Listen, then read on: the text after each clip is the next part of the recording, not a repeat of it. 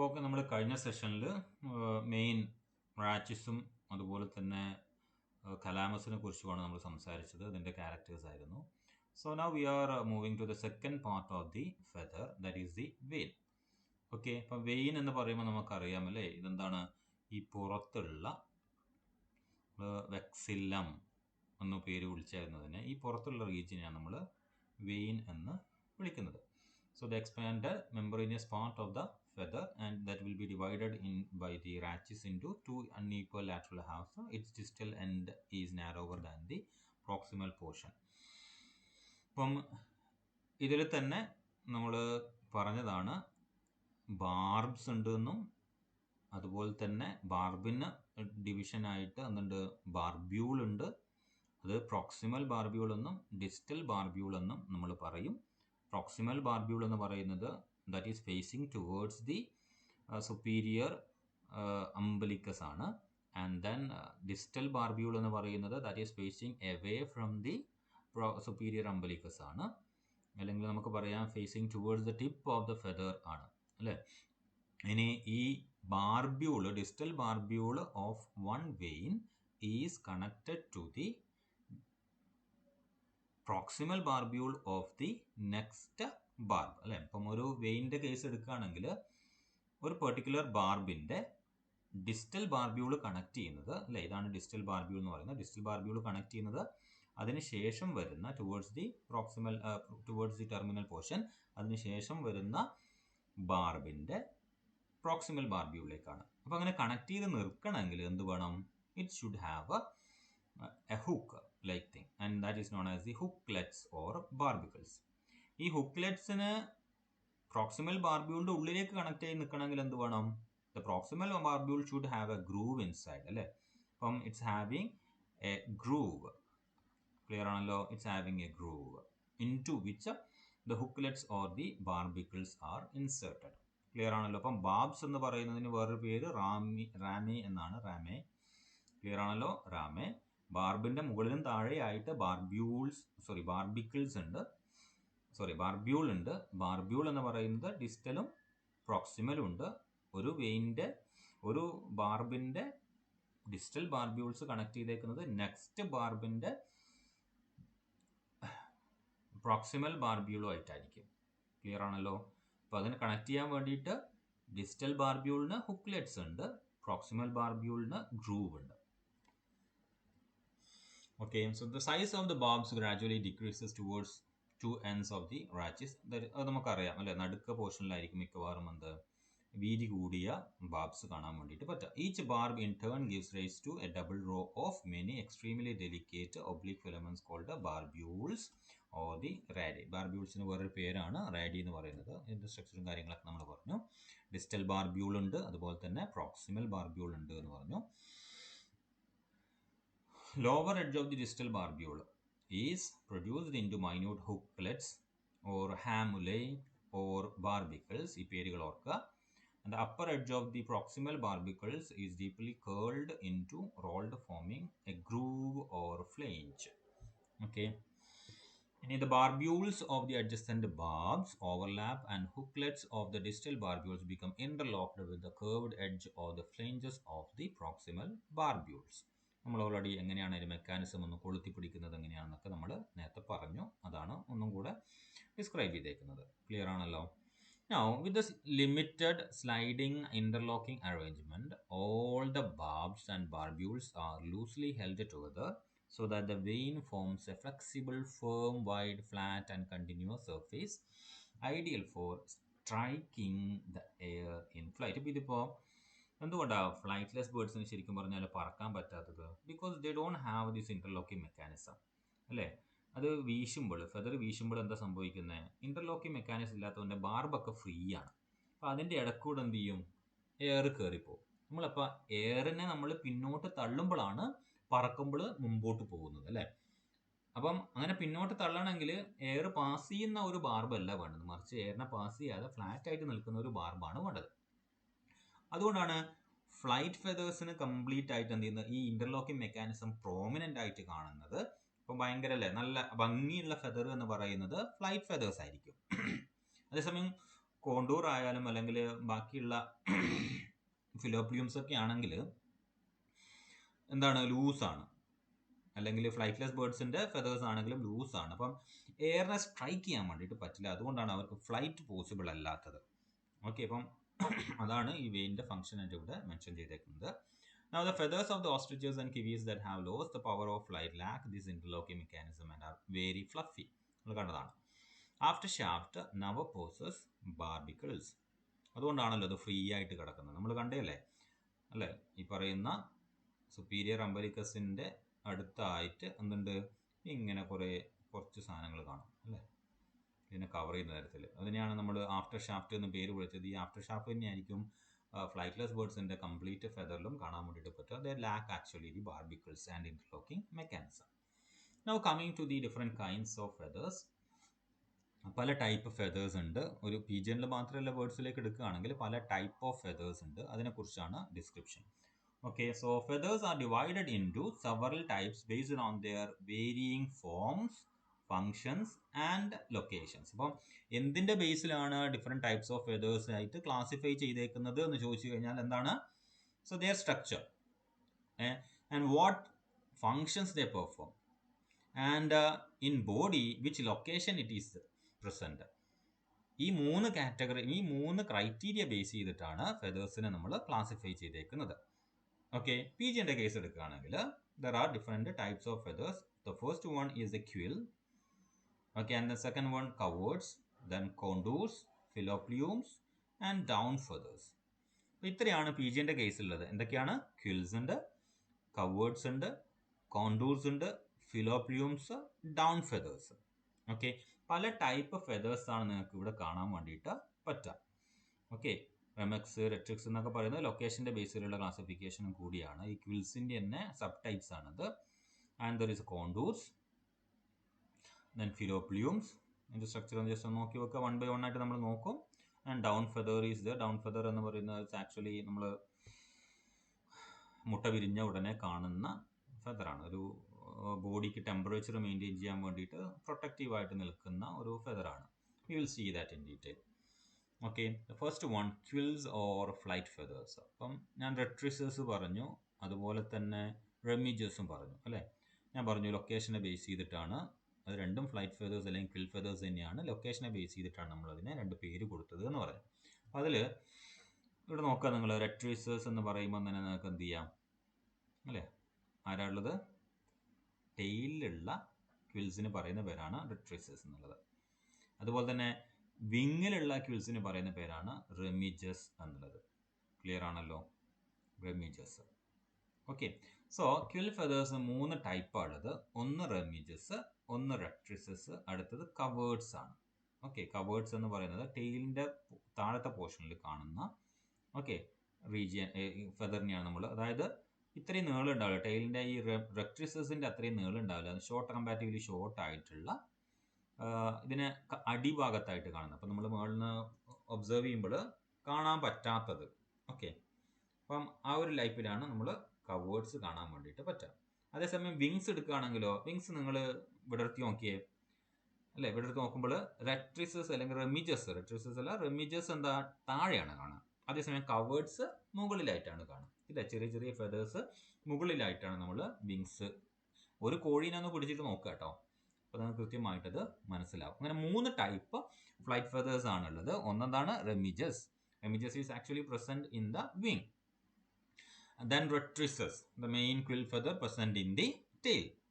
അതിനാണ് ലൊക്കേഷൻ മാറ്റാൻ വേണ്ടിയിട്ടാണ് അല്ലേ, ലാൻഡിങ്ങിന് വേണ്ടിയിട്ട് സഹായിക്കാൻ, അതുപോലെ തന്നെ ഡയറക്ഷൻ തെറ്റിക്കാനൊക്കെയാണ് നമ്മൾ ടെയിൽ ഫെദേഴ്സ് ഉപയോഗിക്കുന്നത്. കവേർഡ്സ് എന്ന് പറയുന്നത് വിങ്ങിലുണ്ട്, അതുപോലെ തന്നെ ടെയിലും ഉണ്ട്. റെമിജസിൻ്റെയും റെട്രിസസിൻ്റെയും സൈസ് അല്ലാതെ കവർ ചെയ്ത് നിൽക്കുന്ന സാധനമാണ് കവേർഡ്സ് എന്ന് പറയുന്നത്. ക്ലിയർ ആണല്ലോ. So quill or flight feathers are of 3 types: remiges, retrices and coverts. Let us see in detail. First one is the remiges. നമ്മൾ പറഞ്ഞു വിങ്ങിൻ്റെ കേസിലുള്ള ക്വിൽ അല്ലെങ്കിൽ ഫ്ലൈറ്റ് ഫെദേഴ്സിന് പറയുന്ന പേരാണ് റെമിജസ് എന്നുള്ളത്. So flight feathers of wings are termed pinions, remiges or wing quills. Okay, റെമിജസിന്റെ വേറൊരു പേരാണ് എന്ത്, പിനിയോൺസ് എന്നുള്ളത്. അന്ന് പോരുത്, പിനിയോൺസ്. ക്ലിയർ ആണല്ലോ. സോ വിങ് ക്വിൽസ്, ക്വിൽസ് എന്നാണ് ഫ്ലൈറ്റ് ഫെദേഴ്സിനെ വിളിക്കുക. വിങ്ങിലുള്ള quill wing quill. Remiges, then pinions.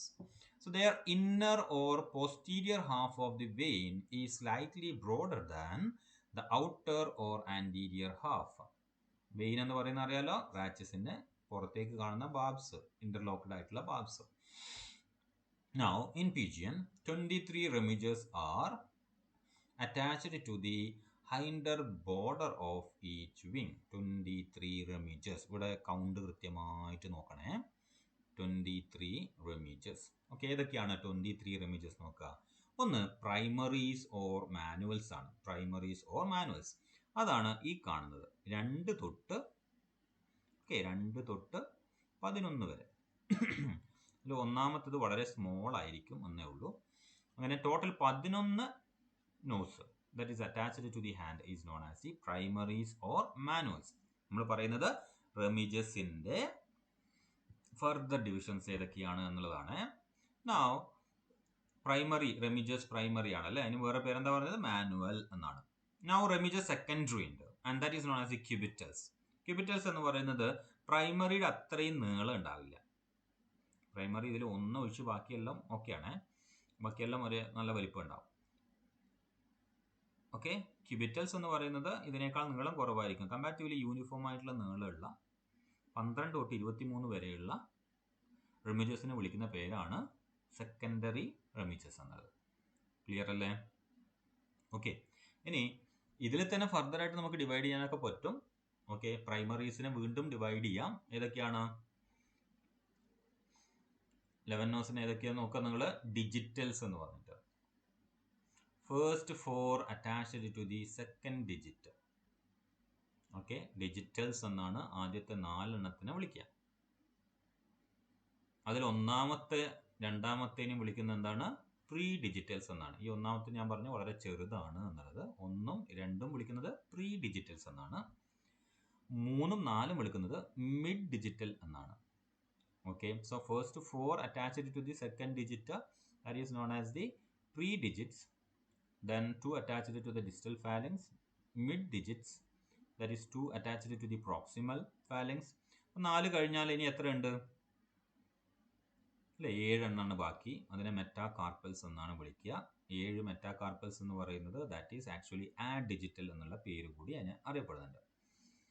Okay, clear ആണല്ലോ. അപ്പം പ്രൈമറീസ് എത്ര ഉണ്ട്, 3 എണ്ണമാണ്. ഇത് ഇങ്ങോട്ടാണ്, actually part of not digital. Primary അല്ലെങ്കിൽ മാനുവൽസ് എന്ന് പറയുന്നത് ഡിജിറ്റൽ എന്നും മെറ്റാകാർപ്പൽസ് എന്നും അല്ലെങ്കിൽ ആഡ് ഡിജിറ്റൽ എന്നുമാണ് അറിയപ്പെടുന്നത്. ഡിജിറ്റൽസ് 4 എണ്ണവും ആഡ് ഡിജിറ്റൽസ് 7 എണ്ണമാണ്. ഡിജിറ്റൽസിൽ 4 എണ്ണത്തിന് ഒന്ന് പ്രീ ഡിജിറ്റൽ എന്നും മിഡ് ഡിജിറ്റൽ എന്നും വിളിക്കും. മെറ്റാകാർപ്പൽസ് അല്ലെങ്കിൽ ആഡ് ഡിജിറ്റൽസ് എന്ന് പറയുന്നത് 5 തൊട്ട് 11 വരെയുള്ള സംഗതി. അങ്ങനെയുള്ള 7 എണ്ണമാണ് ആഡ് ഡിജിറ്റൽ എന്ന് വിളിക്കുക. പേര് കൃത്യമായിട്ട് ഓർമ്മയുണ്ടാവണം, എസ്എ ക്വസ്റ്റ്യൻ ആയിട്ട് വരുന്നതാണ്. Now remiges secondaries or cubitals. Okay, അത് 12 എണ്ണം ഉണ്ടെന്ന് പറഞ്ഞു. And that is actually connected to the ഫോറാം.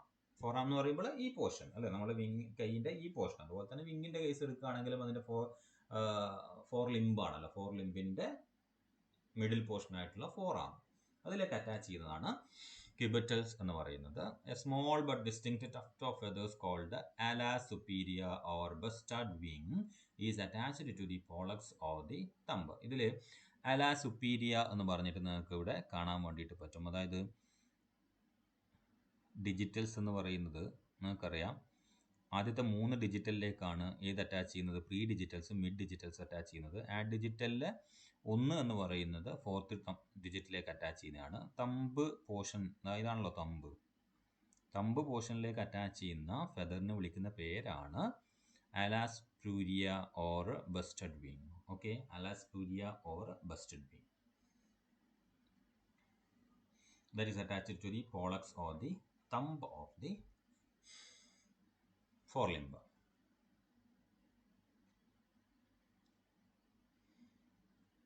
Clear ആണല്ലോ. അപ്പം ഈ പോളക്സ് എന്ന് പറയുന്നത് റെമിജസ് ആണോ? അല്ല. ഓക്കെ, റെമിജസിൻ്റെ അല്ലാത്ത, പക്ഷെ ക്വിൽ ഫെദർ ആണോ? ക്വിൽ ഫെദർ ആണ്. ക്ലിയർ ആണല്ലോ, ഒരു അഡീഷണൽ കണ്ടന്റ് ആണ്. ഓക്കെ, ആ ഇതിലും കവേർഡ്സ് ഉണ്ടാവും കേട്ടോ. നമുക്ക് പ്രത്യേകം ശ്രദ്ധിക്കാം, മുകളിലേക്ക് കാണുന്ന കവേർഡ്സ് അത് വിങ്ങിലും ഉണ്ടാവും, അതുപോലെ തന്നെ ടെയിലും ഉണ്ടാവും. റെട്രിസസ് എന്ന് പറയുന്നത് it's actually tail quill feather or flight feather is known as the റെട്രിസസ്.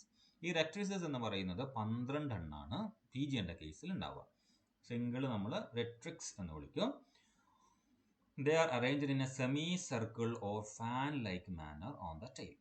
In them, two halves of the vein are almost equal in size. അത് നിങ്ങളൊന്ന് നോക്കിയാൽ മതി, ഒരു ടെയിൽ ഫെദർ എടുത്ത് ഒബ്സർവ് ചെയ്താൽ മതി അല്ലേ.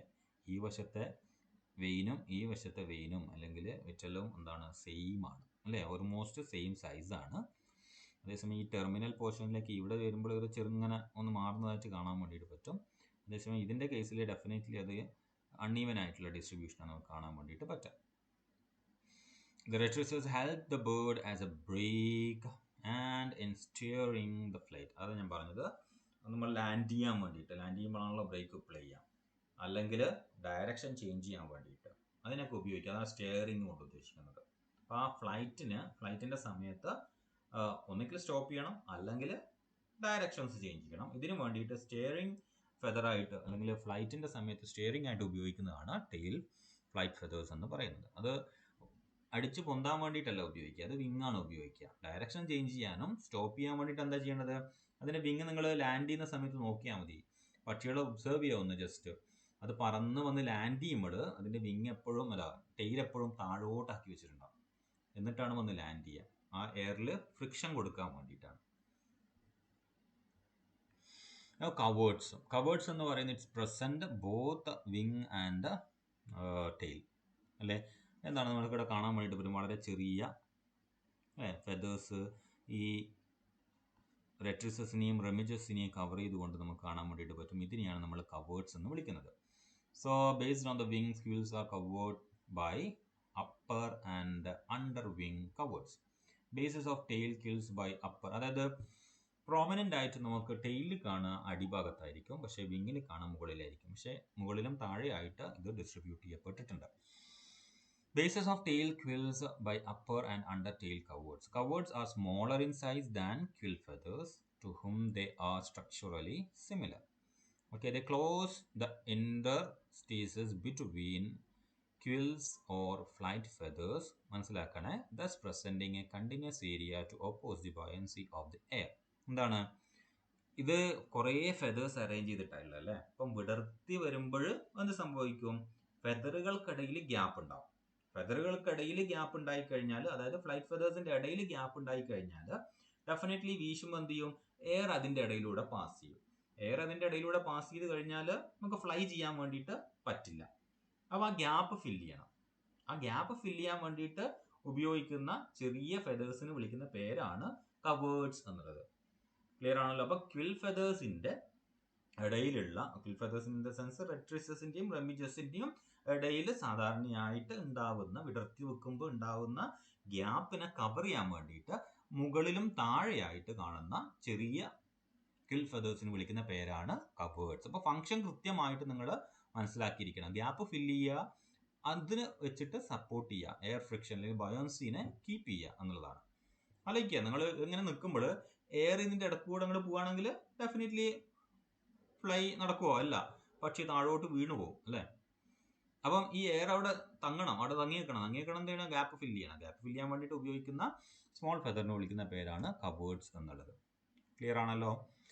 ബോഡിയിൽ കവർ ചെയ്യാൻ വേണ്ടിയിട്ട് ഉപയോഗിക്കുന്ന ഫെദറിനെയാണ്, ഫ്ലൈറ്റ് ചെയ്യാൻ വേണ്ടിയിട്ട് ഉപയോഗിക്കുന്നതിനെ നമ്മൾ ക്വിൽ ഓർ ഫ്ലൈറ്റ് ഫെദേഴ്സ് എന്ന് വിളിച്ചത്. 3 പേരുണ്ടായിരുന്നു. 1 റെട്രൈസേഴ്സ്, 2 റെമിജേഴ്സ്, 3 കവേർഡ്സ്.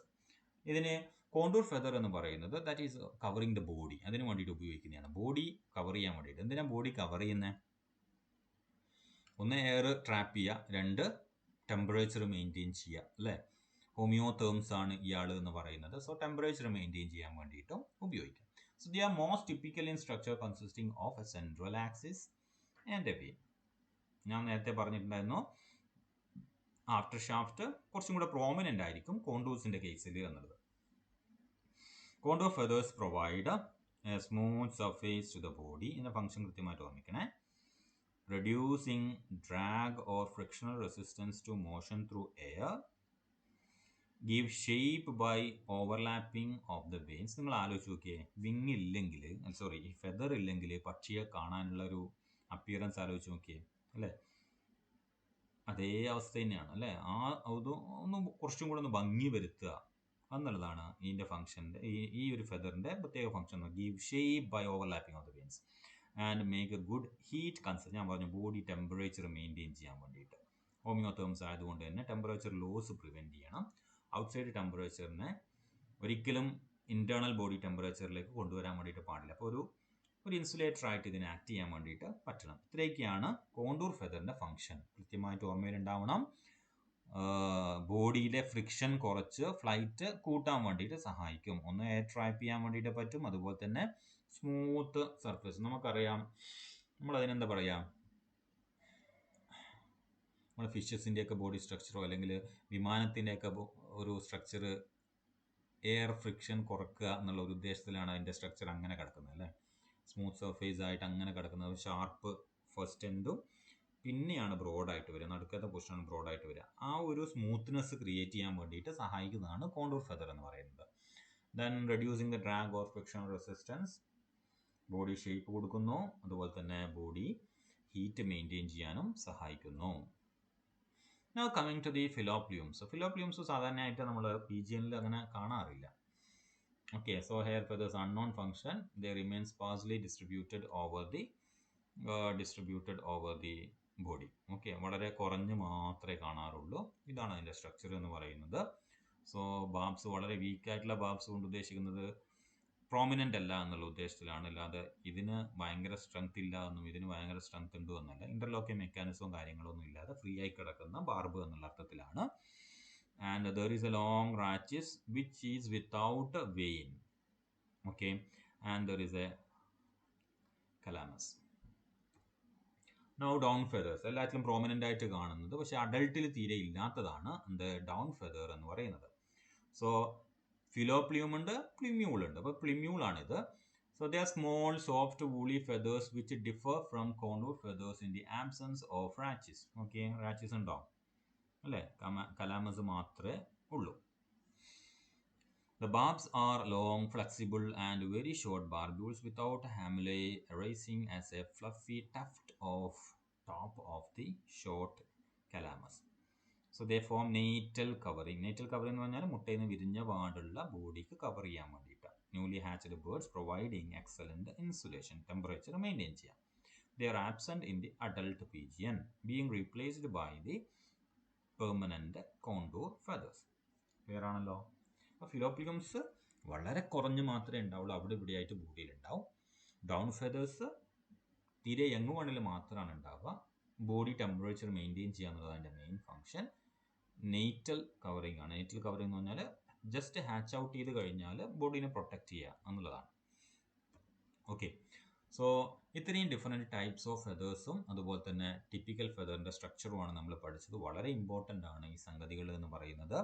എസ് എ ക്വസ്റ്റ്യനായിട്ടും 5 മാർക്കിനും ചോദിക്കുന്നതാണ്. കൃത്യമായിട്ട് ചിത്രം വരച്ചുകൊണ്ട് എഴുതാൻ വേണ്ടിയിട്ട് പറ്റണം.